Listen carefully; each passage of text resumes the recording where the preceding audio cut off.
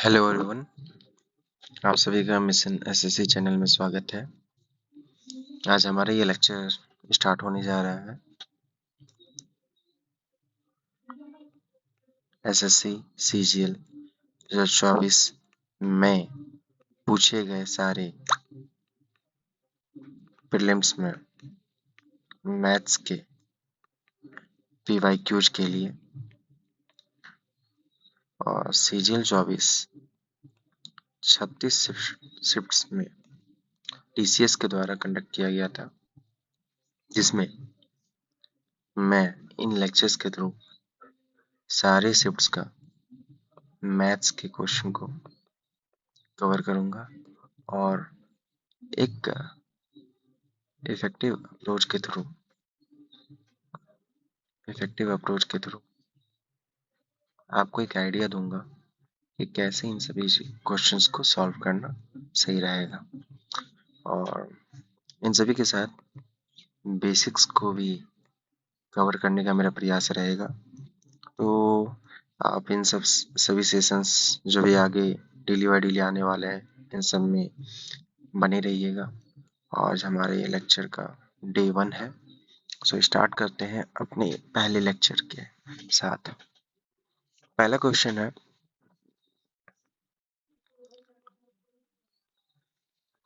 कि cosec theta equal to 5/3 है।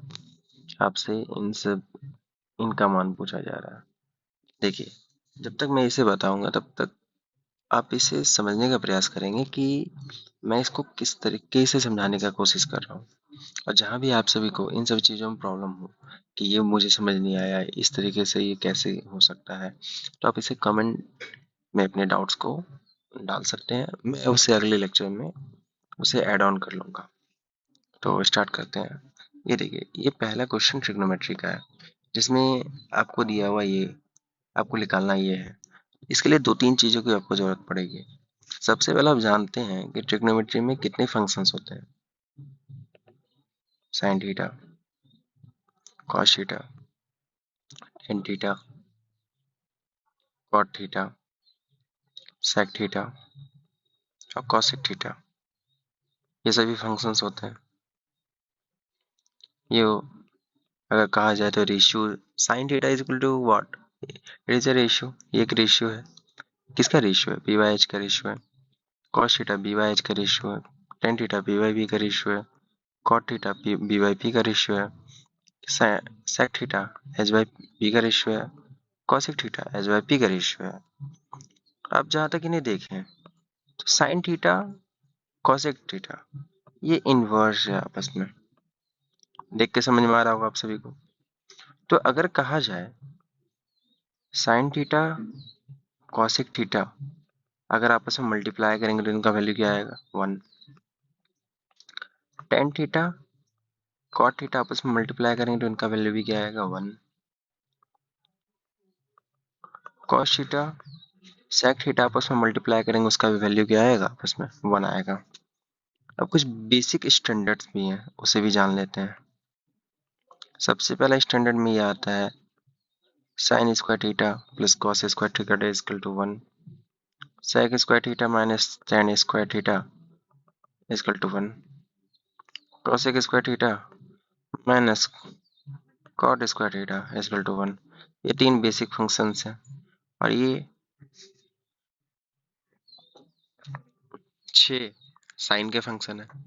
और ये आप कल निकल गया कि साइन और कॉसेक आपस में मल्टीप्लाई करेंगे, इनवर्स के साथ मल्टीप्लाई होने पे 1 आता है। तो पहला ये समझ में आ गया आप सभी को। आइए दूसरा, आइए तीसरा। अब आगे चलते हैं।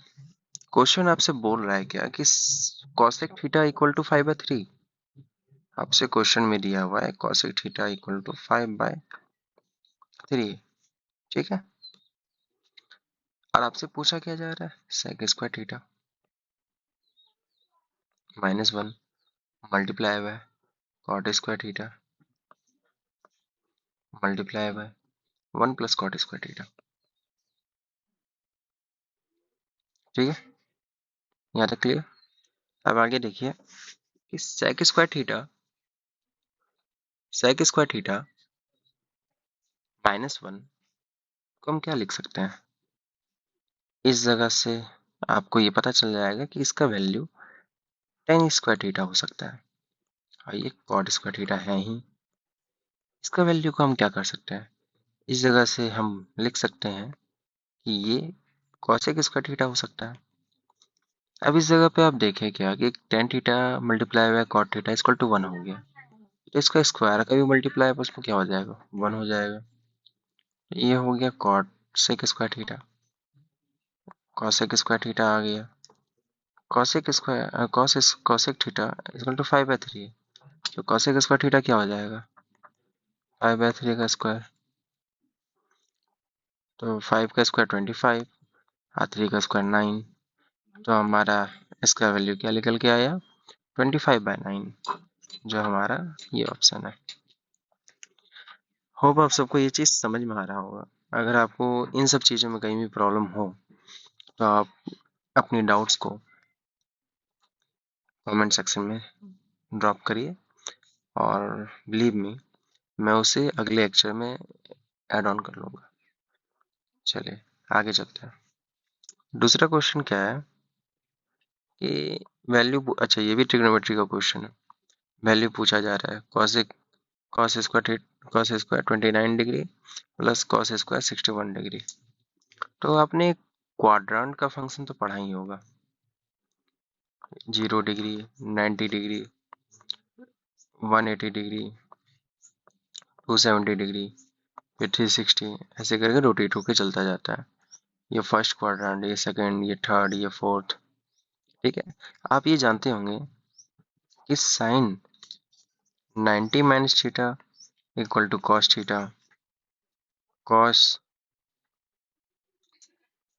90 minus theta sine theta, tan 90 minus theta cot theta, and so on, इसी तो चलता जाएगा।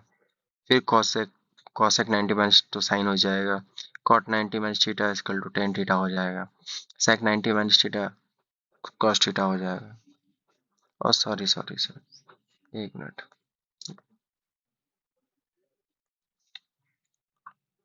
कॉट 90 माइनस थीटा जो इनवर्स है ना, यहाँ पे वो नहीं होगा। Cot 90 minus theta equal to हो जाएगा tan theta, sec 90 minus theta cosec theta, cosec 90 minus theta sec theta, ये फंक्शंस होते हैं। ठीक है, आपको ट्रिग्नोमेट्री का अभी तक 4 बेसिक फॉर्मूला यहाँ बताया जा चुका। तो इसी तरीके से हम क्वेश्चंस के थ्रू बेसिक फॉर्मूलों को भी जानने की कोशिश करेंगे। ठीक है, तो इस जगह पे पहला क्वेश्चन ये है, तो आपसे पूछा क्या जा रहा है, पूछा जा रहा है cos square 29 theta plus cos square 61 theta, sorry theta तो है नहीं, cos square 29 degree plus cos square 61 degree. तो इस जगह से आप देखें कि आप इसे चेंज कर सकते हैं। आप इसे क्या कर सकते हैं, साइन स्क्वायर 90 माइनस 29, ठीक है, ये तो कर सकते हैं, और प्लस कॉस स्क्वायर 61, ये कितना हो जाएगा, साइन स्क्वायर 61 कॉस स्क्वायर 61। अगर ये देखा जाए तो साइन स्क्वायर थीटा है और ये कॉस स्क्वायर थीटा है, जिसके वैल्यूज को हम बताए थे कि sine square theta plus cos square theta equal to क्या होता है, 1 होता है। ये 1 आ गया हमारा, ये ऑप्शन करेक्ट रहा। होप आप सबको ये समझ में आया होगा। आगे चलते हैं, 3 नंबर क्वेश्चन क्या है कि distance between the centre of two circle of radii, ठीक है, 22 और 10 इज 37। ठीक है, अब एक चीज देखें कि जब दो सेंटर जो सर्कल का है उसके बीच का डिस्टेंस अगर 37 है, बस, बट रेडियस को जोड़ के भी 37 ना हो रहा हो, तो इसका मतलब ये कि दो सर्कल आपस में टच ही नहीं कर रहा। पॉसिबिलिटी तो यही होगा, if the points of the contact of direct common tangent to the circle are M and Q, then the length of the line segment M and Q. Question ये है कि अगर एक सर्कल है और एक दूसरा सर्कल है, ठीक है। इस सर्कल का रेडियस क्या है? इस सर्कल का रेडियस है, एक मिनट, इस सर्कल का रेडियस कुछ ज्यादा दूर नहीं बन गया? अब पास बनाते हैं।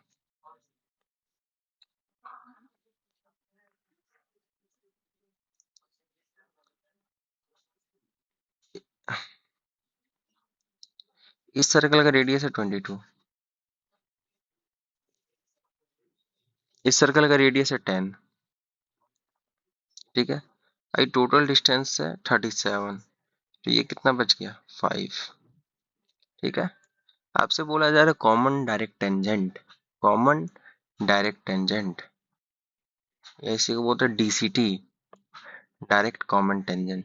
और ये मिल रहा है एम पे और ये मिल रहा है क्यू पे, ठीक है, ये मिल रहा है क्यू पे। तो आपसे पूछा क्या जा रहा है? पूछा ये जा रहा है कि इसका वैल्यू क्या है, कॉमन डायरेक्ट टेंजेंट का। इसका एक बेसिक सा फॉर्मूला है डीसीटी का, रूट अंडर जो ये डिस्टेंस है इसको हम डी कहते हैं, डी का square minus R1 minus R2 का होल स्क्वायर। ये फॉर्मूला है, इस फॉर्मूले पे पुट करेंगे। एक ट्रांसवर्स वाला होता है, ट्रांसवर्स वाले में ये बीच वाला प्लस हो जाता है, ठीक है। इस जगह पे डी स्क्वायर क्या है आपका? डी है आपका 37, क्योंकि डिस्टेंस तो यही है ना यहाँ से यहाँ तक का, ठीक है। तो 37 का स्क्वायर माइनस पहला आर कितना है 22, दूसरा आर कितना है 10 का स्क्वायर, ये कितना हो गया 37 का स्क्वायर माइनस 12 का स्क्वायर, ए स्क्वायर माइनस बी स्क्वायर, एक बार ए प्लस बी 49 हो गया, एक बार ए माइनस बी 25 हो गया, 49 7 का स्क्वायर है, 25 5 का स्क्वायर है, आंसर कितना हो गया 35। डीसीटी का हमारा कितना मान आया? 35। बस एक फॉर्मूले में पुट किए आपका आंसर ये आ गया। ज्यादा हार्ड तो है नहीं, ये इजी था। अब आपको ये समझ में आया होगा क्वेश्चन को।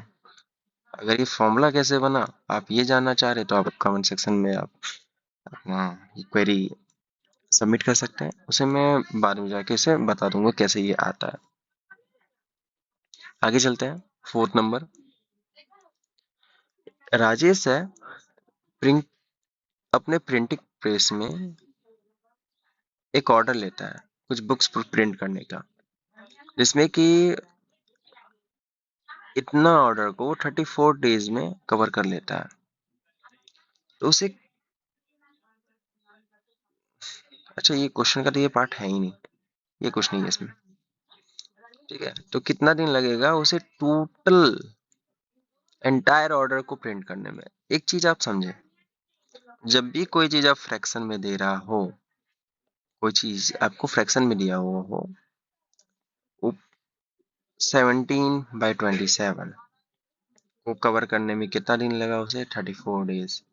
मतलब आप इसे ये समझिए कि टोटल वर्क कितना है 27, जिसमें उसने कितना कर लिया 17 वर्क को, मतलब 17 काम को करने में उसे 34 डेज लगा।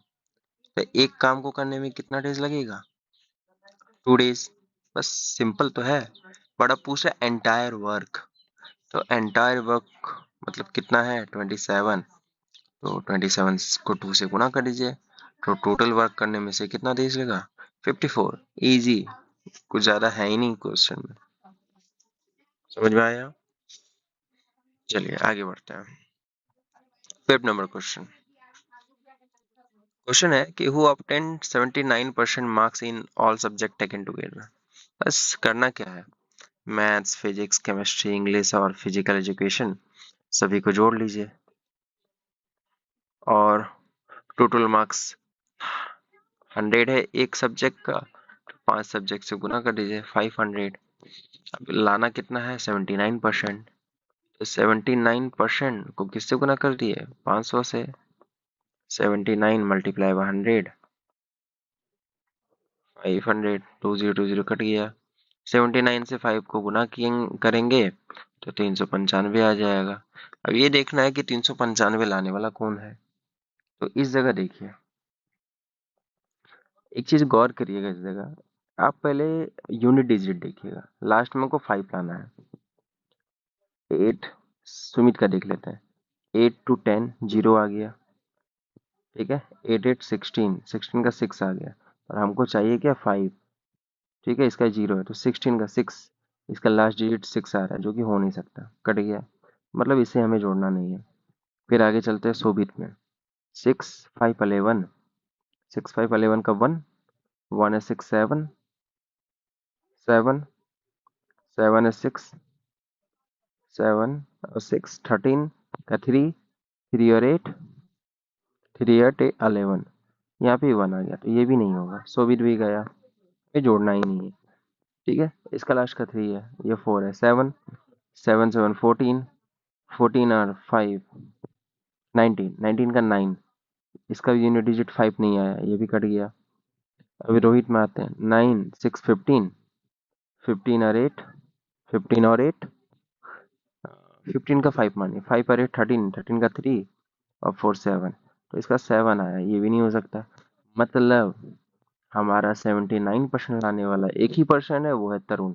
आप इसे जोड़ के भी देख लीजिएगा तो 395 पे आएगा।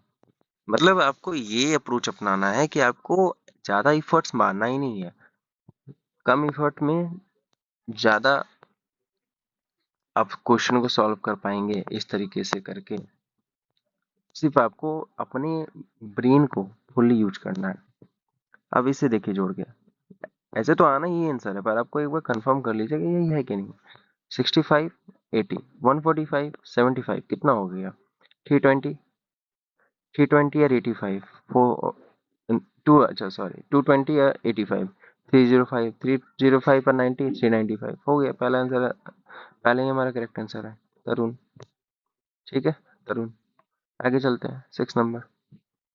मोहन पैसा लेता है, कितना, 4,22,092 रुपए। किस रेट पे, 20% के रेट पे। कौन सा इंटरेस्ट है, सिंपल इंटरेस्ट है। पहले साल में वो कितना पैसा देता है, 21,679 रुपए, ठीक है। Return of principal amount borrowed, यानी इतना पैसा वो चुकाता है। If Mohan clears all the pending dues at the end of the second year, ठीक है, सेकेंड ईयर आते आते लास्ट में वो सारा पैसा चुका रहा है, ठीक है, including interest payment that accrued during the first year, how much did he pay in the end of the last year. तो सेकेंड ईयर में वो कितना का पेमेंट कर रहा है, ये हमें जानना है, ठीक है। इस जगह हमें ये देखना है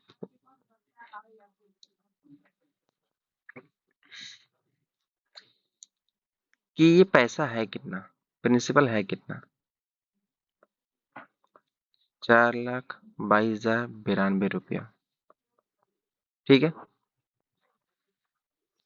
इस जगह पे पहले साल में, फर्स्ट ईयर में ब्याज लगेगा, फिर सेकेंड ईयर में ब्याज लगेगा। फर्स्ट ईयर में जो ब्याज लगा वो 20% है।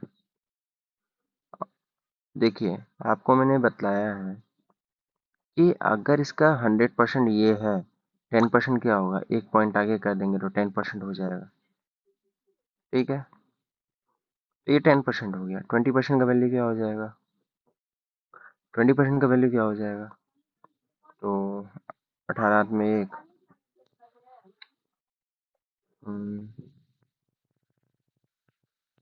ठीक है, 448, ये हमारा इंटरेस्ट हो जाएगा पहले साल का।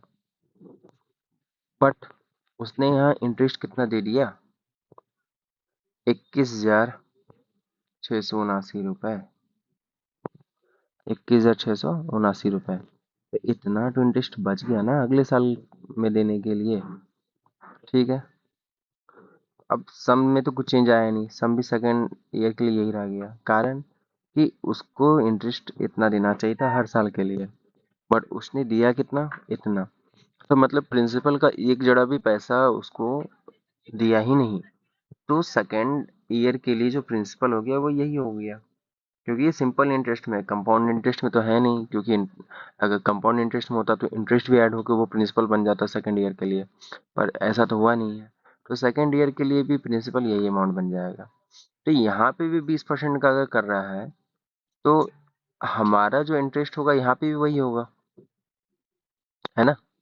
हमारा जो इंटरेस्ट होगा यहाँ पे भी यही होगा, बट एक्स्ट्रा इंटरेस्ट जो फर्स्ट ईयर में उन्होंने नहीं दिया वो सेकेंड ईयर में तो देना पड़ेगा ना। तो यहाँ पे आप क्या कर सकते हैं, इसको यहाँ ना घटा के वो लास्ट में भी घटा दे, कोई दिक्कत नहीं है, पर हम चाह रहे हैं ये घटा लें। ठीक है, तो यहाँ पे आप 0.4 करें, 18 में 9 गया 9, ठीक है, 3, ठीक है, 3 हो गया। फिर इस जगह पे 13 में 6 गया 7 हो गया, और 2 इस जगह पे 6, तो ये अमाउंट यहाँ पे जुड़ जाएगा। 62739.4, 8, 7, 51714, ये हो जाएगा। ठीक है, और फिर हमारा जो ये तो इंटरेस्ट है कि इंटरेस्ट हमें इतना देना होगा, इंटरेस्ट हमें इतना देना पड़ेगा, और हमारा जो प्रिंसिपल है वो ये हो गया। ठीक है, 9, 14, 2, 965, तो हम्म,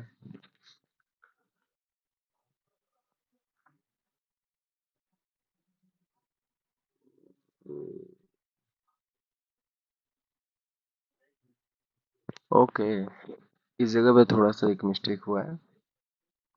मिस्टेक ये है,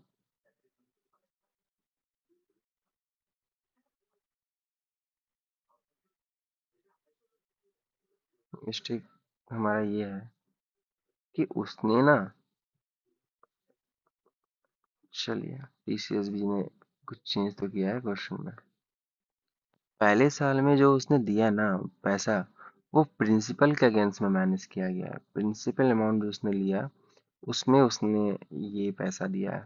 तो फर्स्ट ईयर में जो इंटरेस्ट लगा उसको लगा है इस पे, ठीक है, इंटरेस्ट जो लगा है वो लगा इस पे, बट सेकेंड ईयर में जो इंटरेस्ट लगा है उसमें से इतना प्रिंसिपल उसने दे दिया, वहां उन्होंने कोई इंटरेस्ट नहीं दिया, वो प्रिंसिपल को मैनेज किया।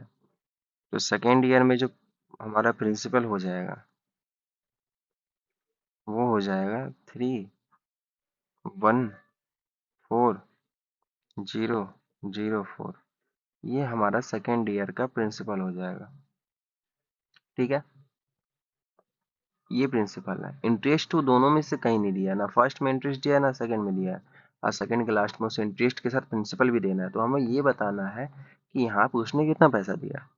ठीक है, तो इस जगह पे उनका जो इंटरेस्ट था क्या पड़ा था, 84418.4, और यहाँ पे कितना पड़ेगा इसका इंटरेस्ट 20% का, आपको समझ में आ ही गया होगा।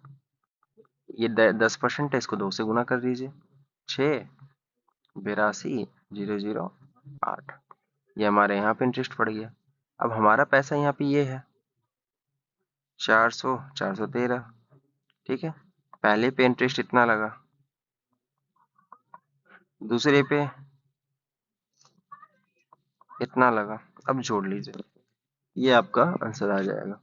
6 4 10, हाथ में 1, ठीक है, 8 2 10, 3 13 1 14, अब 14 आपने देखा, लास्ट का 4 ये है, आंसर आ जाएगा।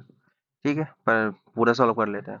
4 हाथ में 1, 8 2 10, 10 1 11, हाथ में 1, 8 1 9, और 4 16 हाथ में 1 5, ये हमारा आंसर है, सेकंड क्वेश्चन। ठीक है, ये क्वेश्चन कुछ टीसीएस ने नया पूछा है, और ठीक है इसको दोबारा समझा देते हैं। इसमें है क्या कि हमारा कोई प्रिंसिपल था, ये अमाउंट इतना उसने लिया, पर फर्स्ट ईयर में जो उसने पेमेंट किया वो इंटरेस्ट का पेमेंट ना कर, वो प्रिंसिपल के अगेंस्ट में इतना पेमेंट किया, इसके इसमें उसने इतना प्रिंसिपल पेड कर दिया। तो पहले जो साल में इंटरेस्ट जाएगा वो तो इस पे जाएगा, इस वाले प्रिंसिपल पे, बट सेकेंड ईयर में जो इंटरेस्ट जाएगा वो इस पे जाएगा, कारण क्योंकि उसने प्रिंसिपल के अगेंस्ट में इतना प्रिंसिपल पे कर चुका है। तो जो सेकंड प्रिंसिपल होगा उस पे जो इंटरेस्ट आया वो ये है, अब फर्स्ट पे ये है। फर्स्ट फर्स्ट ईयर में उसने कोई इंटरेस्ट पेड नहीं किया था, या सेकंड में किया है, तो दोनों प्रिंसिपल दोनों इंटरेस्ट क्या हो जाएगा, ऐड हो जाएगा। और जो लास्ट में हमारा प्रिंसिपल बचा, क्योंकि उसने लास्ट में सारा पे आउट कर दिया ना, प्रिंसिपल प्लस फर्स्ट ईयर का इंटरेस्ट प्लस सेकंड ईयर का इंटरेस्ट, और जब तीनों को जोड़ेंगे तो हमारा आंसर ये आ जाएगा। चलिए, होप आपको ये समझ में आया होगा। आगे चलते हैं। देखिए, जब तक आप क्वेश्चंस को अच्छे से एनालाइज नहीं करेंगे तब तक आपको एक अंडरस्टैंडिंग नहीं होगा किस वे में आप क्वेश्चंस को कर सकते हैं। और हमारा हमेशा से यही मोटो रहेगा कि बिना कोई कॉन्सेप्ट, बिना कोई फॉर्मूलाज के मैं क्वेश्चंस को सॉल्व करना है, जिससे हमें ज़्यादा कुछ याद ही नहीं रखना पड़े। आगे चलते हैं। 7 number question, which of the following statement is sufficient to conclude that two triangles are congruent. Congruent का मतलब क्या होता है पहले ये जानिए, ठीक है। एक होता है सिमिलर, इन दोनों में फर्क क्या है? कॉन्ग्रुएंसी और सिमिलैरिटी आपने 10th क्लास में पढ़ा होगा, ठीक है। सबसे पहला, एक ट्रायंगल है और एक ये ट्रायंगल है, ठीक है। अगर कोई कह दे कि ये ट्रायंगल इस ट्रायंगल के रेशियोज में इक्वल है, ठीक है, ये वाला इसके इक्वल है रेशियोज में, और ये ट्रायंगल का साइड रेशियोज में इक्वल है, ठीक है। तो वो आपस में क्या हो गया, कॉन्ग्रुएंट नहीं है, सिमिलर हो गया। A B C P Q R, अगर हम ये कहते हैं कि A B by P Q, B C by Q R और A C by P R आपस में बराबर है, तो इनके क्या बराबर है, रेशियो बराबर है, ठीक है। इनके एंगल्स बराबर है, ठीक है। तब भी ये क्या है, आपस में सिमिलर है, कॉन्ग्रुएंट नहीं है। और सिमिलैरिटी का एक साइन है ये सिमिलर है, ठीक है। बट कॉन्ग्रुएंसी में फर्क क्या है? कॉन्ग्रुएंसी में एक ही चीज का फर्क है कि वो एंगल्स में इक्वल होंगे, साइड्स में इक्वल होंगे, सब चीज में इक्वल होंगे, मतलब पूरी तरीके से देखने में वो सेम होने चाहिए, तो वो कॉन्ग्रुएंट कहलाते हैं। अब जैसे A B C P Q R, A B बराबर होगा पी क्यू का, बी सी बराबर होगा क्यू आर का, और ए सी बराबर होगा पी आर का, और ये एंगल इसके बराबर, ये एंगल इसके बराबर, ये एंगल इसके बराबर, तो वो ये दोनों सिमिलर भी हैं, आपस में कॉन्ग्रुएंट भी हैं। कॉन्ग्रुएंसी का साइन यही है कि सिमिलैरिटी प्लस इक्वलिटी दोनों हैं, इसी को कहा जाता है कॉन्ग्रुएंट, ठीक है। तो क्वेश्चन में क्या बोला गया, क्वेश्चन में ये कहा गया कि कौन सा ऐसा स्टेटमेंट है जो ये बता दे कि दोनों ट्रायंगल कॉन्ग्रुएंट है, ठीक है। अब एक चीज और जायज सी बात है कि अगर दोनों ट्रायंगल कॉन्ग्रुएंट है तो इनके एरियाज भी क्या होंगे, बराबर होंगे, ठीक है। अब देखते हैं। पहला है कि these have same area and the same base, ठीक है। वन साइड, पहले देख लेते सारे ऑप्शंस को। One side of one angle of the both triangle are equal, one side से तो होने वाला नहीं है, और वन एंगल से तो होने वाला नहीं है, सभी एंगल्स को, सभी साइड्स को बराबर होना पड़ेगा। these two equal sides these have two equal sides of same perimeter, okay. अब एक चीज समझिएगा कि अगर दो साइड इक्वल है तो two equal sides and same perimeter, perimeter भी सेम है, okay. And these have same base and same height, which of the following statement is sufficient to conclude that two triangles are congruent। अच्छा, एक चीज करके देखते हैं। ये triangle है, ये ट्रायंगल है। अगर ये ए, ये भी ए, ये भी तो ये भी बी, यही तो हुआ ना, दो साइड्स इक्वल है, ठीक है, टू इक्वल साइड्स। अब बोला क्या जा रहा है कि पेरीमीटर आपका क्या है, बराबर है, सेम पेरीमीटर। अब हम पेरीमीटर मान लेते हैं कि ए प्लस बी प्लस सी, इसको भी मान लेते हैं ए प्लस बी प्लस सी। अच्छा नहीं, ओके, इसका कुछ और मान लेते हैं। ए बराबर है पी के, बी बराबर है क्यू के, और इसको मान लेते हैं आर। अगर पेरीमीटर बराबर होना होगा पी क्यू आर के, तो तीसरा साइड तो ऐसे ही बराबर होना चाहिए ना। तीसरा साइड मतलब ये सी आर के बराबर होना चाहिए, तभी तो ये पेरीमीटर बराबर होगा, ऐसे तो हो ही नहीं पाएगा। तो मतलब तीनों साइड्स आपस में क्या होगा, बराबर हो गए। सिंपल दिख गया कि ये तीनों साइड बराबर है, तो ये कॉन्ग्रुएंट कहला गया। होप सही में आपको समझ में आया होगा। तो हमारा थर्ड ये ऑप्शन क्लियरली सही दिख रहा है। चलिए आगे बढ़ते हैं। 8 नंबर, 8 नंबर क्वेश्चन क्या है, X square minus 9 by x plus 3। इन सभी क्वेश्चन को आप बच्चे में बहुत सॉल्व किए होंगे बचपन में। एक्स का स्क्वायर है और ये 3 का स्क्वायर है, plus by x plus 3, a square minus b square, एक बार ए प्लस बी, एक बार a minus b, by x plus 3। ये कट गया, ये कट गया, एक्स माइनस 3 इसका राइट आंसर है। आगे चलते हैं। अब देखिए, वैल्यूज को आपको पूरी तरीके से समझना होगा, कहीं पे वैल्यूज नहीं भी बनाने हैं, कहीं पे उसे डिडक्ट करना होगा आपको। Sine square 30, sine square 40,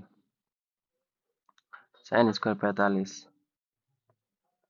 sine square 55, sine square 35, sine square 45, sine 50, sine square 60। इसकी वैल्यू को आप निकाल सकते हैं, इसकी निकाल सकते हैं, इसकी निकाल सकते हैं, इसकी निकाल सकते हैं, और बाकी जो है उसको क्या कर सकते हैं आप, ये देखिए, आप जिसकी निकाल सकते हो उसको निकाल लीजिए। साइन 30 डिग्री का मान कितना होता है, 1/2। ये 1/2 का स्क्वायर हो गया, जिसकी वैल्यू को आप निकाल सकते हो उसको एक साइड ले आइए, ठीक है, प्लस 1/√2 का होल स्क्वायर, फिर इसका 1/√2 का होल स्क्वायर, फिर इसका √3/2 का होल स्क्वायर, फिर बचा कितना, साइन स्क्वायर 40, फिर साइन स्क्वायर 55, फिर साइन स्क्वायर 35, फिर साइन स्क्वायर 50। यही तो है। चलिए इसको सॉल्व करिए। 1/4, 1/2, 1/2, 3/4। अब एक चीज देखिए, यहाँ पे माइनस कॉमन किए तो अंदर क्या बचा, साइन स्क्वायर 40, और ये बचेगा, इसको ले लेते हैं क्योंकि 40 50 90, और हम इसे जान रहे कि क्या कर सकते हैं, ये हो गया साइन स्क्वायर 50 डिग्री। फिर यहाँ से माइनस कर लिए, माइनस ले लिए, तो अंदर क्या बचा, sign square 55 plus sign square 35, ठीक है। 1/4 और 3/4 कितना हो जाएगा, 1/4 और 3/4 1 हो जाएगा सीधा, 1/2 1/2 ये भी 1 हो जाएगा, प्लस तो नहीं आने वाला, माइनस आएगा, माइनस साइन स्क्वायर 40। अब आपको मैंने ये बताया था कि अगर sine 90 minus theta equal to cos theta होता है, cos 90 minus theta sine theta होता है, तो इस जगह पे अगर आप इसे, ओके, आप इसे साइन स्क्वायर 40 लिखे, प्लस साइन स्क्वायर 50 को चेंज करिए, साइन 50 है तो कॉस 90 माइनस, साइन 90 माइनस 50 क्या हो जाएगा, कॉस 40।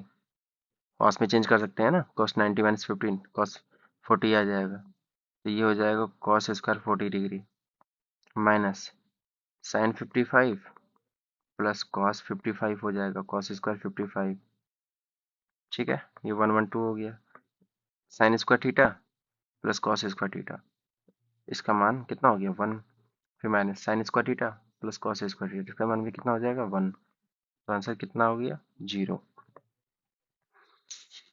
इस तरीके से इसे सॉल्व कर सकते हैं। आगे देखते हैं 10 नंबर। एक सर्कुलर रेस है, ठीक है, एक सर्कल बना देते हैं। एक सर्कल है, ठीक है, 840, इसका जो पेरीमीटर है वो कितने का है 840। इसको सर्कल का जो पेरीमीटर होता है इससे सरकमफ्रेंस कहा जाता है।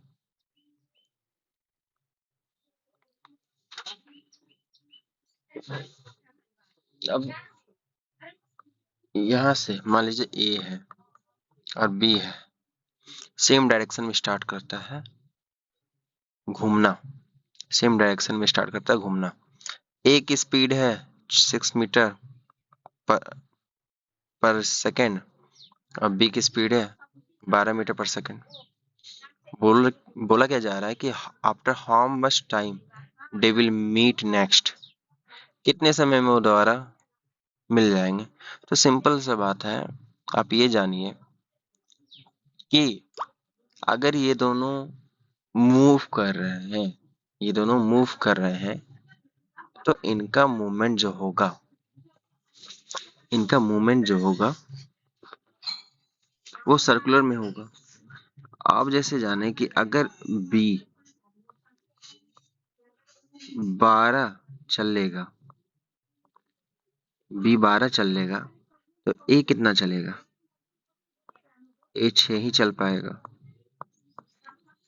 ठीक है।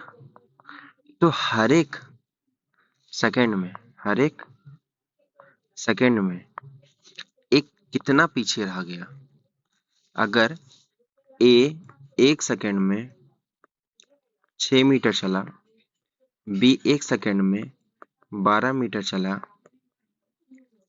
तो हर एक सेकंड में एक कितना पीछे रह गया 6 मीटर, 6 मीटर ही तो पीछे रह गया, ठीक है। तो अगर इन दोनों को वापस मिलना है तो इन दोनों का गैप कितना होना चाहिए 840 मीटर का, तभी तो ये दोनों वापस मीट कर जाएंगे। अगर एक सेकंड का गैप 6 मीटर का है तो कितने सेकंड का गैप, यही हमसे तो पूछा जा रहा है, कितने सेकंड का गैप हमारा 840 मीटर हो जाएगा। तो 840 मीटर को बाय करेंगे 6 मीटर से, ठीक है, कितना हो जाएगा 140, मतलब 140 सेकंड में ये दोबारा एक जगह पे होंगे। आपको ये समझ में आया? दोबारा समझा देते हैं कि अगर ए एक सेकंड में 6 मीटर दौड़ता है, अब बी एक सेकंड में 12 मीटर दौड़ता है, तो दोनों के दौड़ने के बाद एक सेकंड में इन दोनों के बीच का गैप कितना है 6 मीटर का, और इनका सरकमफ्रेंस क्या है 840 मीटर का। और अगर इन दोनों को एक ही जगह पे दोबारा मिलना है तो इन दोनों के बीच का गैप कितना होना चाहिए 840, तभी तो वो वापस एक जगह पे मीट करेंगे और फिर वहां से वो स्टार्ट करेंगे। अगर वो एक ही जगह पे हैं, मान लीजिए एक ही जगह पे आके मिल गए, तो ए और बी इन दोनों का गैप टोटल कितना हो जाएगा 840 मीटर हो जाएगा ना, ठीक है। होप आप सबको ये समझ में आया होगा, ठीक है। तो जैसे 840 था, 840 को 6 से डिवाइड करेंगे तो 140 सेकेंड आ जाएगा। आगे चलते हैं 11 नंबर।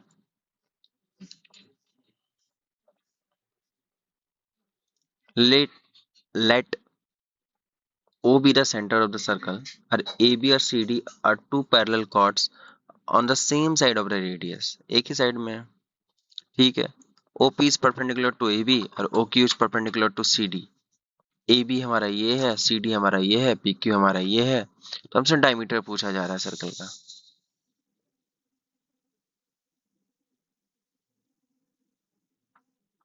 अरे ये तो अंडा बन गया।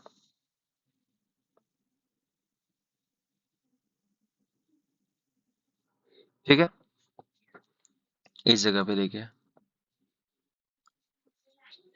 अब हमसे ये पहले ये देख लीजिए कि सेम साइड है हमारा टू पैरेलल कॉर्ड्स, तो हमारा एक कॉर्ड ये मान लेते हैं और दूसरा कॉर्ड ये मान लेते हैं। ठीक है, ये हमारा दो कॉर्ड हो गया। अब इस जगह पे हम ये कर लेते हैं कि पहला परपेंडिकुलर ये रहा, ठीक है, और दूसरा परपेंडिकुलर इसी को आगे बढ़ा देते हैं। पहला परपेंडिकुलर है, ये दूसरा परपेंडिकुलर। पहले परपेंडिकुलर, अच्छा, ये ए बी है और ये सी डी है। ठीक है, आपने ये जाना होगा अपने प्रिपरेशन के दौरान कि जब एक कॉर्ड पे सेंटर से एक परपेंडिकुलर डाला जाता है तो ये दो भाग में बढ़ जाता है। अगर ए बी हमारा 5 है, ए बी हमारा 10 है, तो ये आधा आधा, अच्छा ए बी छोटा है सी डी बड़ा है तो सी डी ऊपर जाएगा। ठीक है, सी डी हम छोटा नहीं बना सकते ना, इसे ऊपर लेना होगा फिर। तो सी डी हमारा ये है, ए बी हमारा नीचे वाला है। तो सी डी अगर 24 है तो ये हमारा कितना हो गया, 12 12। ए बी हमारा 10 है तो ये कितना हो गया, 5 5। बस, अब हमारा क्या ये दिया हुआ है, पी क्यू। अब O P, O P A B पे है, ओ पी ए बी पे है। अब P Q, O Q C D पे है, तो ये क्यू है, इसका वैल्यू है 7, ये वैल्यू है 7। ठीक, इस जगह से ये मिलाते हैं, इसको मान लेते हैं एक्स। ठीक है, इस जगह पे ये है आर। देखिए, जितना कम से कम हो सके उतना ही हमें ये दिमाग लगाना है। फिर ये मिल गया, तो इस जगह पे दो ट्रायंगल बन के आए। पहला ट्रायंगल, एक ट्रायंगल बना सी ओ क्यू, ये एक्स है, ये 12 है और ये आर है। एक दूसरा ट्रायंगल क्या बना, ओ पी ए, ये एक्स प्लस 7 हो गया, ये 5 हो गया और ये आर हो गया। ठीक है, इस जगह पे आप गौर करेंगे, इस जगह पे आप गौर करेंगे कि दो ट्रायंगल है, दोनों क्या है हमारा, राइट एंगल ट्रायंगल। इसमें कॉमन क्या है, ये वाला पार्ट। अब इस वाले पार्ट को लेके हम पहले एक्स का वैल्यू निकालेंगे, उसके बाद हमारा रेडियस निकल जाएगा। ठीक है, स्टार्ट करते हैं।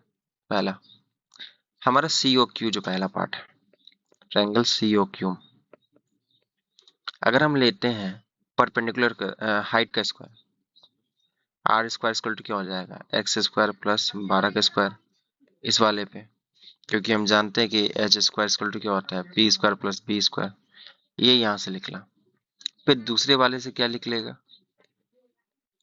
ट्रायंगल ए पी ओ में, ए पी ओ में आर स्क्वायर इक्वल टू 5 का स्क्वायर प्लस एक्स प्लस 7 का स्क्वायर। इन दोनों में आर कॉमन है, तो ये और ये आपस में क्या हो जाएगा, इक्वल हो जाएगा। एक्स स्क्वायर प्लस 12 का स्क्वायर, इधर 5 का स्क्वायर प्लस एक्स प्लस 7 का स्क्वायर। अब ये इधर आ जाएगा, ये इधर आ जाएगा, तो एक्स प्लस 7 का स्क्वायर माइनस एक्स स्क्वायर, 12 का स्क्वायर माइनस 5 का स्क्वायर। अब ये क्या हो जाएगा, ए स्क्वायर माइनस बी स्क्वायर, एक बार ए प्लस बी है, एक बार ए माइनस बी, तो ये हो जाएगा 2x गुना ए माइनस बी में हो जाएगा 7, ये हो जाएगा ए प्लस बी 17 और ए माइनस बी क्या हो जाएगा 7, 7 7 कट गया, 2x का मान 17, यही तो होगा, 2x का मान 17। अब हमसे पूछा क्या गया है, डायमीटर, x का मान क्या हो जाएगा, 17/2। ठीक है, हम यहाँ पे ले लिए 17/2 x का मान। हम पहले रेडियस निकालेंगे, रेडियस क्या है, एक बार दोबारा चेक कर लेते हैं कुछ रॉन्ग तो नहीं। ओके, यहाँ पे ही गलत कर लिया, इसीलिए तो मिस्टेक हुआ। ये जब दोनों को ए स्क्वायर प्लस, अब इस जगह ये हो जाएगा ना ए प्लस बी, तो ए प्लस बी मतलब ये, फिर कट गया, 2x प्लस 7 आ गया ना, इक्वल टू 17। टू एक्स का मान 10, एक्स का मान कितना आ गया 5, एक्स का मान 5। तो यहाँ पे हमने जो ये लिखा ये गलत है, तो यहाँ एक्स का वैल्यू 5 हो गया। तो आप ये जानते हैं कि अगर ये आर है, ये 5 है और ये 12 है, तो एक टाइप का ये ट्रिपलेट होता है, ये 13 होगा। ठीक है, अगर ट्रिपलेट आप नहीं भी जान रहे तो एच स्क्वायर इक्वल टू क्या लिख सकते हैं, पी स्क्वायर मतलब 12 का square, 5 square 144 plus 25 169, H square का वैल्यू है तो एच का मान 13 हो जाएगा। तो हमारा ये आर का वैल्यू 13 हो गया, पर हमसे पूछा क्या जा रहा है डायमीटर। डायमीटर क्या हो जाएगा 2 ऑफ रेडियस, हमारा वैल्यू आएगा 26 मीटर। चलिए आपको समझ में आया। इसी तरीके से आगे क्वेश्चन बढ़ते हैं। 12 नंबर, एक ग्रोसर है, वो ये कहता है कि हम अपने सामान को कॉस्ट प्राइस में बेच रहे हैं, बट वो 1 केजी की जगह कितना बेचता है 870, 870 ग्राम। अच्छा ये इसका पार्ट नहीं है, 870 gram. Find is profit percentage. अब प्रॉफिट परसेंटेज का बात करते हैं। ठीक है, अगर कोई आदमी कह रहा है कि वो अपने चीजों को कॉस्ट प्राइस पे बेच रहा है, बट उसके जगह पे वो कम सामान दे रहा है, 870 ग्राम दे रहा है, पर देना चाहिए था 1000 ग्राम। अगर कॉस्ट प्राइस पे बेच रहा है तो मतलब अपने 1000 ग्राम की चीज के जो कॉस्ट प्राइस का उसको पड़ा है वो उतने पे ही बेच रहा है, बट उसने एक्चुअल में दिया कितना, इतना। बट प्राइस तो 1000 ग्राम के अकॉर्डिंग लिया है ना, बट दिया तो इतना ही है। तो कितना का प्रॉफिट कर लिया 130 ग्राम का। अब जिसमें वो दिया है 130 ग्राम, उसी पे तो प्रॉफिट करेगा। तो उसने दिया है 870 ग्राम। ठीक है, और प्रॉफिट प्रॉफिट निकालने के लिए 100 से मल्टीप्लाई करते हैं, परसेंटेज आ जाएगा। ये क्लियर हुआ आप सभी को कि अगर कॉस्ट प्राइस है, ठीक है, अब उसने कहा रहा है कि कॉस्ट प्राइस में उसने सेल करने का प्रॉमिस किया, प्रोफेस किया है, पर उसने सेल किया 1000 ग्राम की जगह 870, पर पैसा तो 1000 ग्राम का ले रहा है। तो उसने कितना का प्रॉफिट कमाया 130 ग्राम का, किस में कमाया 870। जितना वो खर्च करेगा उसी पे तो प्रॉफिट कमाएगा, तो इस पे कमाया। अब इसका जो भी आंसर आएगा वो प्रॉफिट हो जाएगा उसका 87। ठीक है, अब इस जगह पे देखेंगे क्या कि 87 से 1300 को बाई करेंगे, तो 87 से 10 बार में 70, 870 आएगा।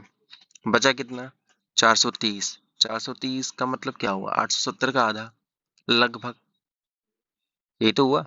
तो मतलब कुछ 15% का राउंड इसका आंसर होगा। तो अप्रोक्सीमेट अगर 15 है तो देखेंगे 15 में या दो पार्ट। अच्छा तो अब हमें निकालना पड़ जाएगा। तो 15 ऐसे तो फिर भी कर सकते थे कि अगर 15 है तो 15 से कम है या ज्यादा है, तो आप देखेंगे कि 870 10% का वैल्यू है, बचा कितना 435। अगर 5% और होना है, पर 435 तो है नहीं और कम ही है, तो मतलब ये 15 से कम ही है, तो ये वाला आंसर हो जाएगा। ठीक है, 800 मतलब हमारा 15 से कम ही ये आंसर हो जाएगा। ऐसे आप डिवाइड कर लीजिएगा और ये हमारा 15 से आंसर कम होगा। लेस देन 15, लेस देन 15, 15 से कम है तो 14.94 हमारा आंसर होगा। ठीक है, आगे चलते हैं। 13 नंबर, अगर आपको एक एग्जाम पास करना है तो मिनिमम आपको कितने नंबर आना चाहिए 105 नंबर हिस्ट्री में। तो पूछा क्या जा रहा है कि how many students pass in the exam. अच्छा तो ये पुराना जो डाटा है वो आगे वाले का है। ठीक है, तो इस जगह पे डाटा को देखते हैं। हिस्ट्री में 3 लोग हैं। ठीक है, हिस्ट्री का टोटल मार्क्स ये है। अब बोला क्या जा रहा है कि 105 number are needed in history in order to pass the exam. A minimum of 105 marks, 105 marks are needed in history. So how many students pass in the exam?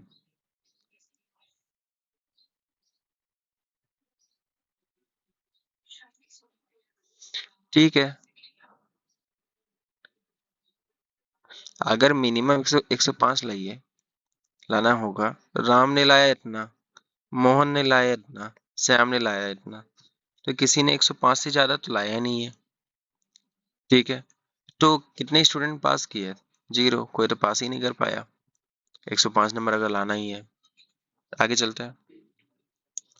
14 number, R pays 100 to P with 5 to a 1 rupee coin। मतलब 100 रुपए R ने P को दिया। R ने P को 100 रुपया दिया। कितना रुपया दिया? 100 रुपया। बट उसमें कौन कौन सा कॉइन था? 5 रुपीज का, 2 रुपीज का, 1 रुपीज का। ये रुपीज है, रुपीज का उसने कॉइन दिया। अब ठीक है, टोटल नंबर जो कॉइन का है वो 40 है। 40 कॉइन्स को यूज किया गया है। ठीक है, तो what is the number of coins of denomination 5 in the payment? अब पूछा ये जा रहा है कि 5 रुपए का कॉइन के वो था, कितना था? तब ये समझिए कि अगर हम डिनोमिनेशंस का बात करें, ठीक है, टोटल 40 कॉइन है, टोटल 40 कॉइन है। अगर हम इसको बाय ऑप्शन भी जाएंगे, बाय ऑप्शन भी जाएंगे तो देख लेते हैं कैसे कर सकते हैं इन सभी को। कि अगर हम इसे मान लें, अगर हम इसे मान लें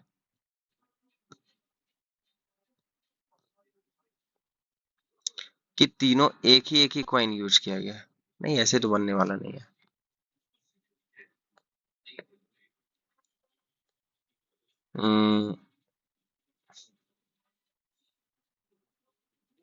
टोटल कॉइन 40 है। ठीक है, हम बाय ऑप्शन जाते हैं। पहला ऑप्शन है 17, दूसरा ऑप्शन है 16, तीसरा 13, चौथा 18। अगर हम मान लेते हैं कि 5 रुपए का कॉइन 17 का है, तो 85 तो यही हो गया। फिर अगर 5 रुपए का कॉइन 16 को है तो 80 हो गया। फिर इसमें 65 हो गया, इसमें 90 हो गया। ठीक है, अगर 18 कॉइन लेके चल जाते हैं, 90 रुपया हो जाएगा। ठीक है, तो बचा हुआ कॉइन से ये करना होगा, ये दोनों को करना होगा। कितना भी कर ले, 40 कॉइन तो पूरा नहीं हो पाएगा यहाँ से। ठीक है, क्योंकि यहाँ पे तो 18 कॉइन यूज किया गया है। 22 कॉइन दे के 10 रुपया भी लेंगे तो हो नहीं पाएगा, कारण अगर 1 रुपया का कॉइन भी 10 रुपया लेंगे तो 10 ही कॉइन हुआ। 18, 10, 28, जो कि ये ऑप्शन हो नहीं सकता, एलिमिनेट ऐसे हो गया ये ऑप्शन। ठीक है, ऑप्शन देख के चलते हैं क्वेश्चंस पे। इस जगह पे आप देखिए कि अगर ये 17 कॉइन है, ठीक है, ये 17 कॉइन है, इस पे 85 रुपया आ गया, बचा कितना? 15 रुपया। अगर हम 15 रुपया का छोटा भी कॉइन ले ले, 1 1 रुपया का, तो ये 15 कॉइन हो जाएगा, मिनिमम होगा ना। 17, 15, 32, पूरे ये भी पूरा नहीं कर पाएगा। फिर 16 कॉइन पे देख लेते हैं। 16 कॉइन पे 80 रुपये पूर गया। अगर हम 20 रुपये एक्स्ट्रा लाना है, मिनिमम कॉइन को ही देख लेते हैं। 20 ये, ठीक है, 20 कॉइन 1 रुपये वाला लेंगे तो 20 रुपया और 16, 36 कॉइन मिनिमम लेके भी ये पूरा नहीं कर पा रहा। अब ये वाला देख लेते हैं, 13 रुपये वाला। 65 रुपये पूरा हुआ, 35 रुपये बचा है। अगर हम 35 1 रुपया भी कॉइन ले लें तो 35 ये हो गया, 35 कॉइन और 13, 48 कॉइन। मतलब इन इस कॉइन से हम इस पे भी एडजस्टमेंट कर सकते हैं। बाकी ये दोनों और ये इसमें एडजस्टमेंट तो कर भी नहीं पाए, क्योंकि मिनिमम कॉइन को यूज करने पे भी वो हो नहीं पा रहा था। ठीक है, तो हमारा ऑप्शन थर्ड हमारा इस जगह पे करेक्ट है। फिर हम दोबारा इस क्वेश्चन को देखते हैं।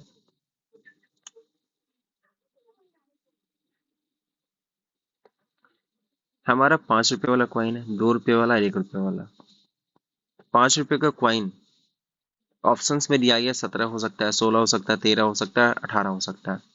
हम पहले 5 वाला चेक कर लेते हैं, मैक्सिमम जो बड़ा कॉइन है, छोटा कॉइन भी चेक कर लेंगे। 17 कॉइन है, 5 कॉइन का, 5 रुपये का कॉइन का तो 85 हो जाएगा, 80 हो जाएगा, 65 हो जाएगा, 90 हो जाएगा। 90 रुपया हो ही गया, बचा 10 रुपया। हम 1 रुपया का कॉइन ले लेंगे 10 को, तो ये दोनों मिलकर कितना पूरा हुआ? 28 ही हो पाया। हमको 40 कॉइन पूरा करना है, नहीं हो पाएगा। 65 छोटे बार में, 17 कॉइन 5 रुपये का, 85, 15 रुपया बच गया। हम छोटा ही कॉइन ले लेते 15 पीस, 17, 15, 32 हो गया, ये भी नहीं हो पाएगा, 40 कॉइन नहीं पूरा कर पाएगा। 16 × 5 = 80, 80 रुपये यही हो गया 16 कॉइन से, बचा 20। तो 20 कॉइन 1 रुपये वाला ले लेंगे, छोटा ही कॉइन है। तो 20 और 16 36 से कॉइन पूरा हुआ, 40 पूरा ही नहीं हो पाया। मतलब हमारा लास्ट ऑप्शन इसी से ये हमारा 40 कॉइन को पूरा कर जाएगा। होप आपको ये समझ में आया होगा। चलिए आगे चलते हैं। 15 नंबर, एक इलेक्शन है दो लोगों के बीच में, ठीक है। Election between two candidate, y% of the voters did not vote. मतलब कुछ ऐसे परसेंटेज है लोग जो कि वोट ही नहीं करते हैं। 10% ऑफ द वोट कास्ट उसको इनवैलिड माना जाता है। अब जो भी वैलिड वोट्स हैं वो दो लोगों के फेवर में है, या तो इसके या तो उसके। अब जो जीत गया उसको इतना मिला, ठीक है, इतने वोट से वो जीता, ठीक है। तो पूछा ये जा रहा है कि number of people eligible to vote in the election ये थे। तो what is the value of vote, what is the value of Y, Y मतलब इससे यहाँ पे पहले हम समझते हैं कि एक कैंडिडेट है ए, एक कैंडिडेट है बी। अगर ए को वोट मिल रहा है 59.375%, तो बी को कितना मिलेगा, बी को मिलेगा 40.625%। यही तो मिल रहा होगा। और आप ये जान रहे हैं कि 125 इस जगह पे हम नहीं करते ये चीज, ठीक है। इस जगह पे हम इस जगह लिख सकते हैं,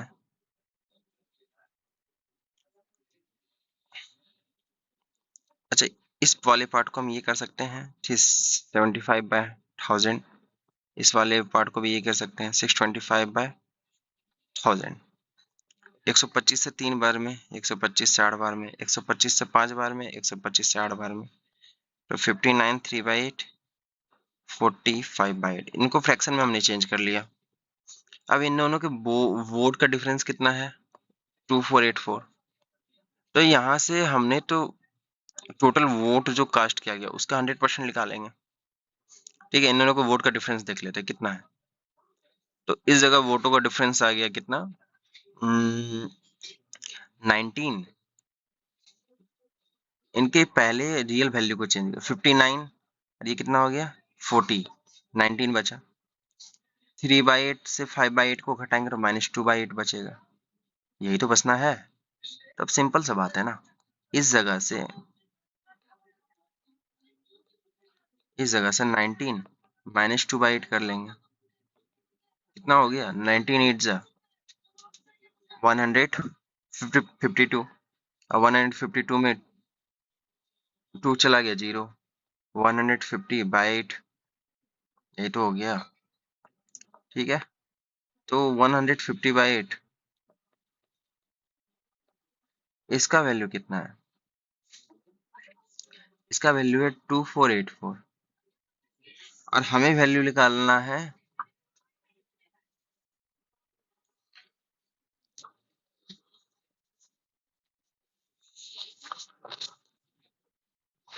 100% का। हमें वैल्यू निकालना है 100% का। अरे इतना परसेंट बोला जाए, रेशियो में कर लेते हैं ना। ये हो गया 3, ये हो गया 2, बस और क्या चाहिए। यहाँ तक काम बन गया, ठीक है। हमें 2 का वैल्यू निकालना था, अभी 3/8 का वैल्यू है, 3 से कटा है 8, 828।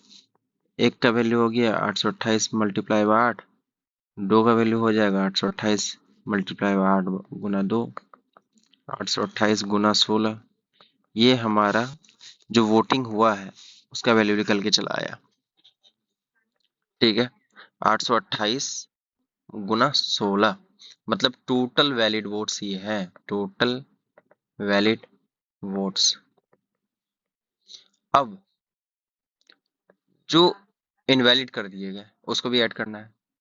तो अब मान लीजिए कि टोटल वोट्स कितने थे, वैलिड इनवैलिड सब मिला के 100%। अब मान लेते हैं उसमें 10% इनवैलिड कर दिए गए, तो मान लीजिए टोटल वोट्स अगर x है तो उसका वैलिड वोट्स कितना था 90%, यही तो है। यहाँ तक समझ में आया? अब 90% मतलब 9/10,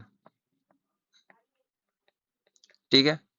तो 9 से मल्टीप्लाई करें और 9 से इनको हटाएंगे, तो 9 9 जा 81, 9 9 जा 81, एक्स का वैल्यू 920 मल्टीप्लाई बाय 16।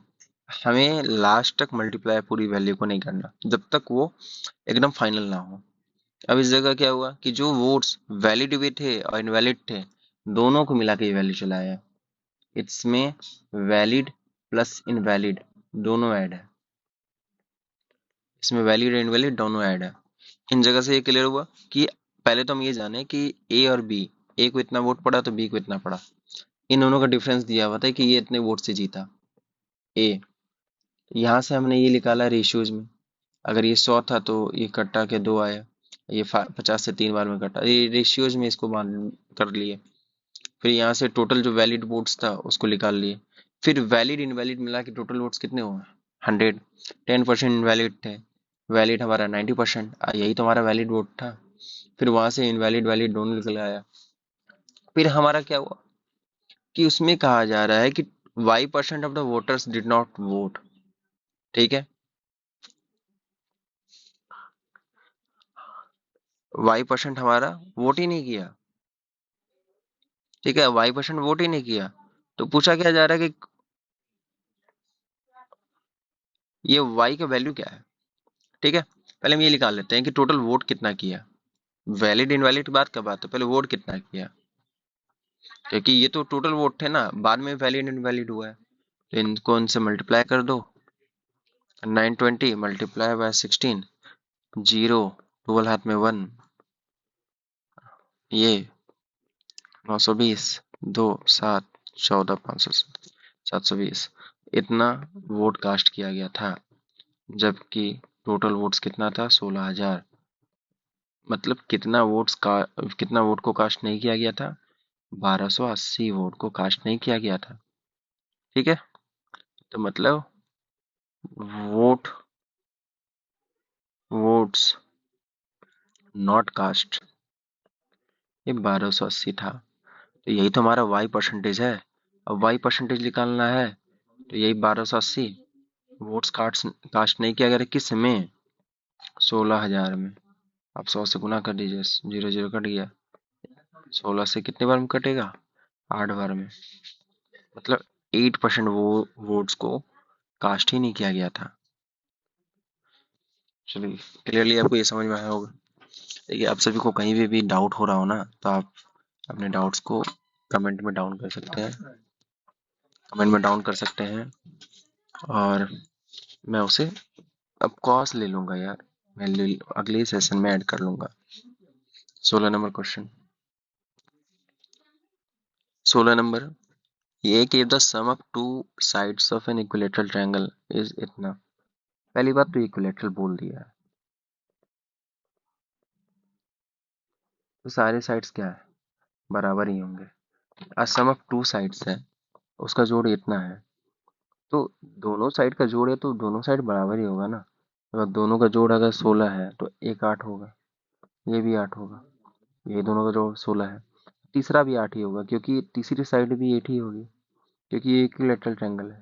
तो इसमें जानने का कोई ज्यादा बात है ही नहीं। इक्विलेटरल 8 होगा थर्ड हमारा साइड। आगे चलते हैं।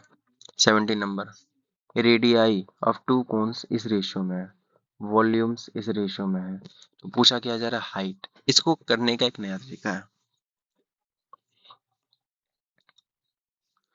अगर किसी का वॉल्यूम है, जैसे V1 पहले कोण का वॉल्यूम, V2 दूसरी कोण का वॉल्यूम, तो क्या हो जाएगा? 1/3 पाई R1 का square equal to H1, 1/3 pi R2 का स्क्वायर H2। अब देखिए कांस्टेंट वैल्यू कौन कौन सा है? ये वाला, ये वाला, ये वाला, ये वाला। ये दोनों का तो हमें कोई फर्क ही नहीं पड़ेगा, तो कांस्टेंट वैल्यू से क्या फर्क पड़ना, बचा ये वाला पार्ट, ठीक है। हमको ये दिखाया गया कि रेडियाई का रेशियो क्या है? 2:5 का। बट ये दोनों तो स्क्वायर में है ना, तो इनको भी स्क्वायर में चेंज कर देना है। 4:25 हो जाएगा। अगर स्क्वायर में तो स्क्वायर में चेंज करेंगे ना। ठीक है, हमसे हाइट पूछा जा रहा है।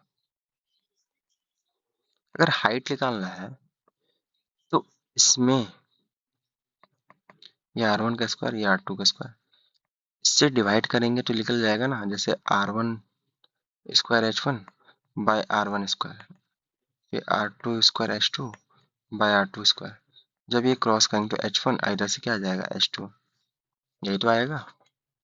तो वॉल्यूम का रेशियो क्या दिया हुआ है, 3:5, ये तो है। अब 3:5, पहला वॉल्यूम 3 है, और यह पहला आर स्क्वायर क्या है, 4, तो 3/4।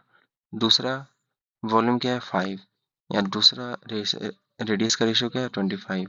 बस 3/4, 5/25, 5 से 5 बार में चला गया, ये इधर आ गया, ये इधर चला गया। जैसे ये 3/4 है, ये 1/5 है, क्रॉस मल्टीप्लीकेशन तो हो ही जाएगा ना। 15:4 हमारा हाइट का रेशियो आ गया। चलिए आगे चलते हैं। 18 number, which of the following can be the value of k so that ये डिविजिबल हो जाए 6 से। 217924k 6 से डिविजिबल होना है। अगर कोई चीज 6 से डिविजिबल होना है तो वो 2 से भी होना चाहिए, 3 से भी होना चाहिए, यही तो है। डिजिबिलिटी रूल तो यही दिखाता है। 6 से अगर कोई डिविजिबल है तो वो 2 3 दोनों से होना चाहिए। और अगर 2 से होना चाहिए तो लास्ट डिजिट क्या होना चाहिए, 0 2 4 6 8, यही हो सकता है ना। इसके अलावा तो कोई डिजिट हो नहीं सकता। तो हम इस जगह मान लेते हैं कि ये 0 हो सकता है, 2 हो सकता है, 4 हो सकता है, 6 हो सकता है, 8 हो सकता है, बस। ठीक है, k की वैल्यू को। और अगर 3 से डिविजिबल है तो सम ऑफ डिजिट 3 से डिविजिबल होना चाहिए, है ना। पहले इन्हें जोड़ लेते हैं। 7 1 8 2 10, 10 9 19, 19 2 21 4 25, 25 प्लस 0, क्या 3 से डिविजिबल है, नहीं, कट गया। 25 प्लस 2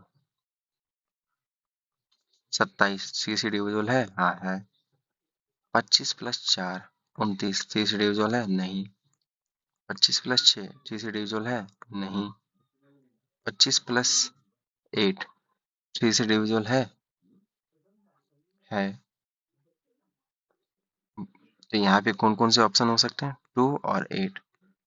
ठीक है, बट ऑप्शन में क्या है हमारा, सिर्फ 2, तो 2 हमारा करेक्ट आंसर है। होप आप सबको ये क्लियर हुआ होगा। आगे चलते हैं।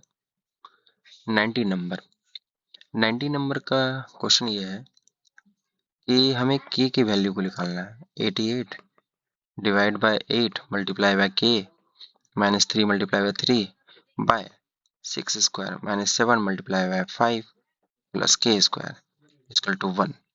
पहले डिवाइड का काम होगा, बोर्ड मास तो आपने पढ़ा ही होगा।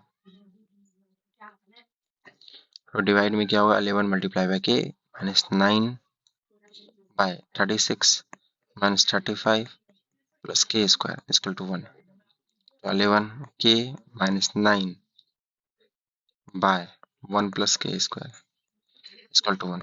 11k minus 9 1 plus k square.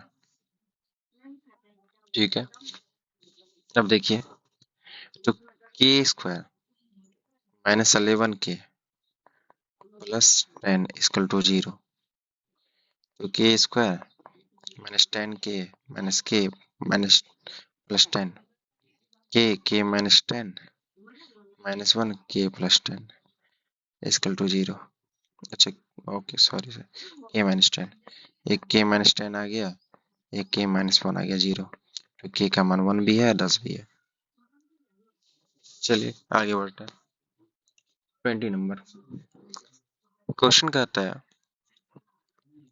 कि if someone secured all the highest score that have been obtained by some student and other in the sixth subject as given in the table। ये 6 subject है, तो what would be the exact overall percentage scored by that student, मतलब सब में वो highest score ला रहा है। ठीक है, सब में अगर हाईएस्ट स्कोर ला रहा है, जैसे कि 150 में सबसे हाईएस्ट लाने वाला कौन है? 100। ठीक है, केमिस्ट्री में सबसे हाईएस्ट लाने वाला यही है।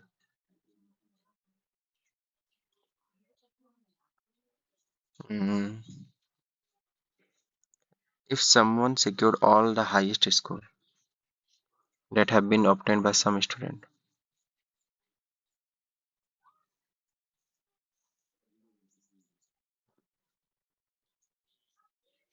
ओके, मतलब जितने भी हाईएस्ट स्कोर्स लाने वाले हैं, मान लेते हैं वो एक ही आदमी को लाया गया, मतलब अगर मैथ्स में हाईएस्ट स्कोर एक आदमी मान लेते हैं एक्स।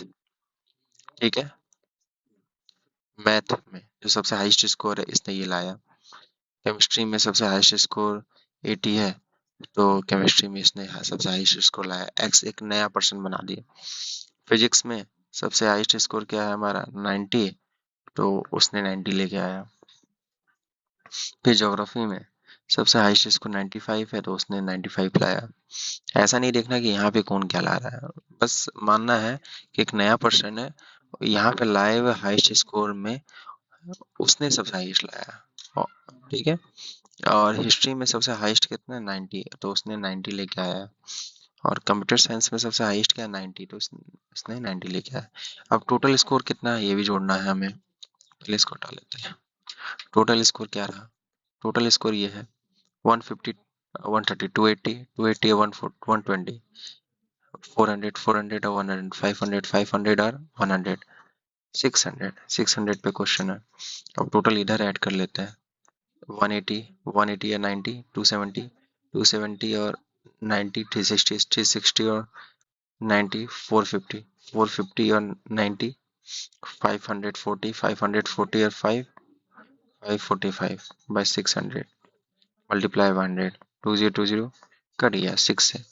9, 95 बाई 6 हमारा ये करेक्ट आंसर है। समझ में आया? चलिए, यही क्वेश्चन का कहना था कि एक ऐसा इंसान मान लीजिए, कुछ जितने भी स्कोर यहाँ पे हाईएस्ट स्कोर किए गए हैं, वो पर्सन हाईएस्ट स्कोर लेके आ रहा है, तो एग्जैक्ट ओवरऑल परसेंटेज क्या बन के आ रहा है उस आदमी का, वो बताना था। तो ये हमारा आंसर रहा। आगे चलते हैं। 21 नंबर, 20 नंबर, 21 नंबर, 21 नंबर का हमारा ये क्वेश्चन है कि X Q plus 15x square 75x plus 125 equal to, और नीचे है X square minus 25 X minus 5। ठीक है, अच्छा, इस जगह पे 25 को हम 5 का स्क्वायर लिख सकते हैं, और हम इस जगह जानते हैं कि ए स्क्वायर माइनस बी स्क्वायर क्या होता है? ए प्लस बी, और एक बार ए माइनस बी, ये कट गया। अब इस जगह पे है क्या? हमें इस चीज को इससे इसको डिवाइड देना है। एक्स प्लस 5 से किसको डिवाइड करना है? X cube 15x square 75x plus 125 को। ठीक है, ये डिवाइड आप भी जानते होंगे कैसे करा जाता है।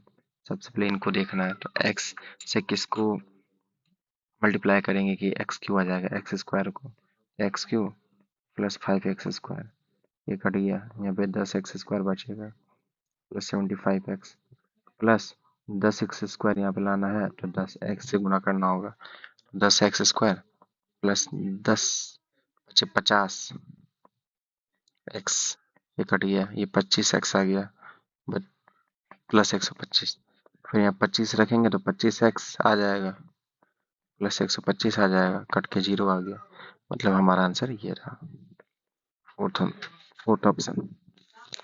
आगे चलते हैं। 22,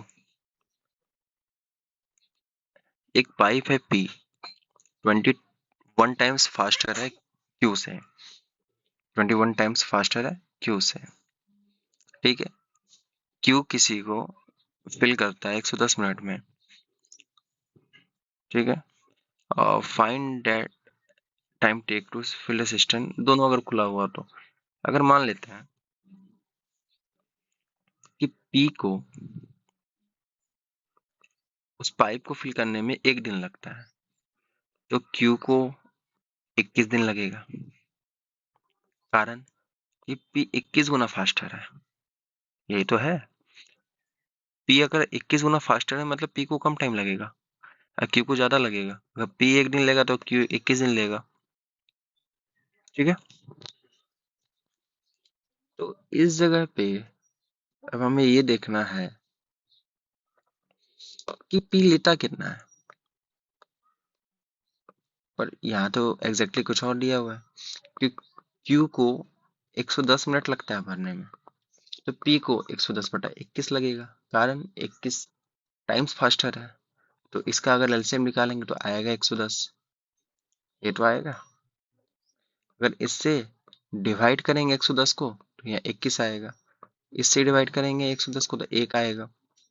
मतलब P को 110 काम करने में 110 काम जब करता है, ठीक है, पर डे वो कितना काम करता है? 21 काम करता है। Q पर डे कितना काम करता है? 1 काम करता है। टोटल काम कितना है? 110 है। टोटल काम 110 है। दोनों मिलके करेगा, कितना कर लेगा दोनों मिलके एक दिन में? 22 काम। तो कितना, दिन नहीं, ये मिनट का बात हो रहा है, तो मिनट के हिसाब से चलते हैं। तो कितना मिनट में ये काम खत्म कर लेगा? 5 मिनट में। ये एलसीएम मेथड है जिसके थ्रू आप इस क्वेश्चन को सॉल्व कर सकते हैं। शुरुआत में ये लेक्चर्स थोड़े से लंबे बनेंगे, फिर फिर जैसे जैसे फिर जैसे जैसे ये लेक्चर आगे बढ़ता जाएगा तो फिर आपको सारे कॉन्सेप्ट्स धीरे समझ में आते जाएंगे। जैसे फिर लेक्चर्स फिर थोड़ा शॉर्ट बनना स्टार्ट हो जाएगा। तो पहले आप इन सभी लेक्चर्स को थोड़ा डीपली देखने का प्रयास करें, फिर आगे ये बढ़ता चलता है, शॉर्ट बनता जाएगा। अब ये फिर लेक्चर थोड़ा लंबा होता जा रहा है। ठीक है, तो ये एलसीएम मेथड से हमने ये किया जिसमें कि p का वैल्यू ये था। जैसे इन दोनों का एलसीएम जब निकाले तो ये आया। तो पहले p का वैल्यू इस जगह पे जब इन्हें डिवाइड किया गया तो 21 आया, इस जगह पे 1 आया, तो इन दोनों को ऐड करने पे 22 आ रहा है। ठीक है, एलसीएम मेथड दोबारा बता देते हैं आप सभी को।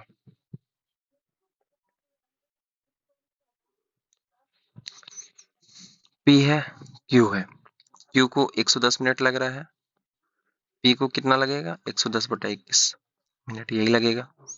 इन दोनों को जब एलसीएम लेंगे तो 110 होगा, इनसे डिवाइड देने पे 1 आएगा, इनसे डिवाइड देने पे 21 आएगा। मतलब इन है क्या कि P को 1 मिनट में 21 काम करने का कैपेसिटी है, Q को 1 मिनट में 1 काम करने का कैपेसिटी है। टोटल काम 110 है। 1 मिनट में दोनों मिलके कितना काम करेगा? 22 काम करेगा। तो कितने मिनट में काम खत्म हो जा रहा है? 5 मिनट के अंदर। बस यही तो क्वेश्चन है। आगे चलते हैं। 23 नंबर एक आर्टिकल है, उसका मार्क प्राइस है। देखिए, कभी भी कोई चीज का ना 3 चीज आप जान के रखिए कि होता है। अगर कोई शॉपकीपर है या कोई सेलिंग हो रहा है तो 3 चीजों को अपने दिमाग में रखना है। Mark price, selling price, cost price. Cost price जिस पे कोई दुकानदार सामान खरीदता है, सेलिंग प्राइस जिस पे वो बेचता है, मार्क प्राइस जिस प्रोडक्ट पे वो प्राइस चिपका हुआ होता है या वो दुकानदार डिसाइड करता है कि ये चिपका हुआ रहेगा, तो उसको मार्क प्राइस कहते हैं। मार्क प्राइस में जो डिस्काउंट दिया जाता है, उस डिस्काउंट के बाद जो अमाउंट वो लेता है उसे हम कहते हैं सेलिंग प्राइस। सेलिंग प्राइस वो है जो कॉस्ट प्राइस पे प्रॉफिट लिया जाता है। कॉस्ट प्राइस पे जितना प्रॉफिट लिया जा रहा है वो सब मिला के वो क्या बन जाता है? Selling price. कभी कभी लॉस भी हो सकता है। ठीक है, एक आर्टिकल का मार्क्ड है, मार्क प्राइस है 550। वो क्या कह रहा है कि वो इसे डिस्काउंट में बेच रहा है, कितना? 40% का। ठीक है, और कहा क्या रहा है कि वो जो सेलिंग प्राइस है वो 10% more than the cost price हो जा रहा है। पूछ क्या रहा है? कॉस्ट प्राइस क्या है। ठीक है, मार्क प्राइस है 550, सेलिंग प्राइस कॉस्ट प्राइस। ठीक है, डिस्काउंट कितना दे रहा है? 40%। 550 का 10% क्या होगा? 55 होगा। अभी आप सभी को मैंने बताया था कि 550 100% होगा, एक पीछे जाने पे वो क्या हो जा रहा है? 10% हो जा रहा है। 55 हमारा 10% है, और 40% क्या हो जाएगा? 220। तो 220 यहाँ पे डिस्काउंट है, डिस्काउंट कितने का पड़ा? 220। तो सेल कितने पे किया? 330 रुपये पे। 220 यहाँ से माइनस कर लिए, और सेलिंग प्राइस हमारा 330 रुपये का है। और क्या बोला जा रहा है कि सेलिंग प्राइस हमारा ज़्यादा कितना है कॉस्ट प्राइस से? 10%। ठीक है। अगर हम मान लें कि अगर एक्स है और कॉस्ट प्राइस हम 100% है हमारा, और 10% ज़्यादा है हमारा सेलिंग प्राइस, तो हमारा कितना परसेंटेज है? सेलिंग प्राइस हमारा 110% है, और उसका वैल्यू कितना है? 130। एक्स का वैल्यू क्या हो जाएगा? 300। तो हमारा कॉस्ट प्राइस क्या है? हमारा 300। ये हमारा आंसर है। आगे चलते हैं। 24 number. The average marks of boys and girls in the exams are. अब मान लेते हैं बॉयज है और गर्ल्स है। बॉयज हमारा 75 ला रहा है एवरेज मार्क्स, और गर्ल्स हमारा 80 ला रहा है। ठीक है। अब पूरे एग्जाम में जो हमारा एवरेज मार्क्स है, बॉयज का ये 75 है और गर्ल्स का है 80। जो टोटल एवरेज हमारा, ये जो बनेगा क्वेश्चन, वो मिक्सचर एंड एलिगेशन के थ्रू बनने वाला है, जिसके थ्रू हमें रेशियोज निकालते हैं। ठीक है। बॉयज एंड गर्ल्स का जो कंबाइंड एवरेज है वो टोटल कितना है? 78 है। ठीक है। तो पूछा क्या जा रहा है कि ratios of the number of boys to the number of girls. तो सिंपल है कि यहाँ से इसका डिफरेंस निकालेंगे, यहाँ से इसका डिफरेंस निकालेंगे। यहाँ से इसका डिफरेंस कितना आया? 2। यहाँ से इसका डिफरेंस कितना आया? 3। बॉयज और गर्ल्स किस रेशियो में? 2:3। सिंपल क्वेश्चन है। ठीक है। इसी तरीके से क्वेश्चन सॉल्व होता है। जैसे फॉर एग्जांपल एलिगेशन में यही होता है कि ये बॉयज है और ये गर्ल्स है, यहाँ पे अलग एवरेज दिया है बॉयज का, गर्ल्स का यहाँ पे अलग एवरेज दिया हुआ है, और कंबाइंड एवरेज यहाँ पे दिया हुआ है। तो इसका जब डिफरेंस निकलता है तो ये यहाँ पे आता है, और इसका जब डिफरेंस निकलता है ये यहाँ पे आता है, और जो दोनों का रेशियो होता है वही उनका नंबर्स का रेशियो होगा। चलिए last question. The following table shows the total candidate appeared and number of candidate present in a different exam center PQR। अब इस जगह पे आपसे पूछा क्या जा रहा है कि in which year the number of absentees the second highest in the total of the all center। All centre में बोला जा रहा है। 2016, 17, 18, 19, 20। PQR 3 सेंटर है। अब पूछा ये जा रहा है कि सेकेंड हाईएस्ट कौन सा सेंटर में एब्सेंटीज ज्यादा है। ठीक है।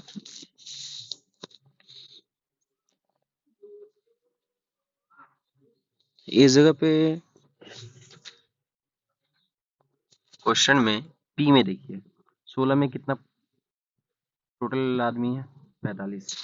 प्रेजेंट कितना है? 42। तो ऑप्शन कितना है? 3। यहाँ पे ऑप्शन कितना हो जाएगा? 5। यहाँ पे 4, यहाँ पे 11, यहाँ पे भी 11। यहाँ पे ऑप्शन कितना हो जाएगा? 11, यहाँ पे 20, यहाँ पे 20, यहाँ पे 12, यहाँ पे 14, यहाँ पे 5, यहाँ पे 5, यहाँ पे 10, यहाँ पे 8, यहाँ पे 5।